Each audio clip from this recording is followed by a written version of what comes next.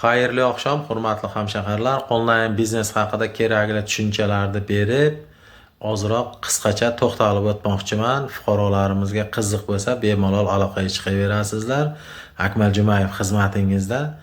Mana bitta narsaga ahamiyat beramiz. 2025-yil 1-dekabrda Shahnoza degan bitta singlimiz Xorazmda mana shu ijtimoiy tarmoqlarga chiqarayotgan videolarimizni ko'rib, aloqaga chiqib, o'ziga to'g'ri qaror qabul qildi va umrbod daromad manbaiga ega bo'ldi. Bir marta pul tikib kirib, 30, 40, 50 yil daromad olish huquqi bor har qanday fuqarolarga.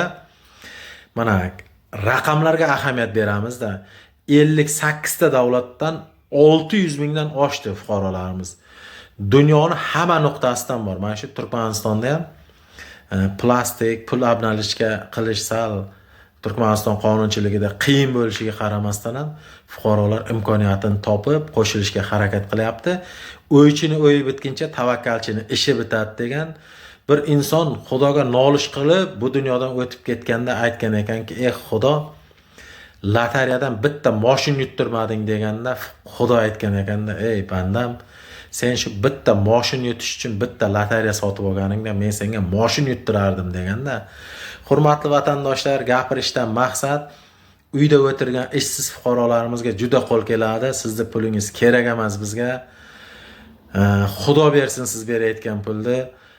Nimaga tavsiya qilyapmizki, odamga bog'liq ish bo'lganligi uchun chorni kassaday tavsiya qilyapmiz. Kimga qiziq bo'lsa telefon raqamini aytib o'taman.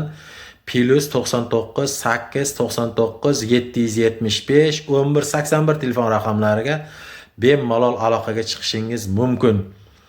Yana ham aytib o'tyapman, ixtiyoriy, majburiy emas, kim qo'shilsa o'zi uchun o'zi daromad qiladi.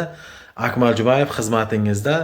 WhatsApp, Telegram, imo kanallar ishlab turibdi. Ovozli xabar qoldirsangiz, o'zim sizga aloqaga chiqaman.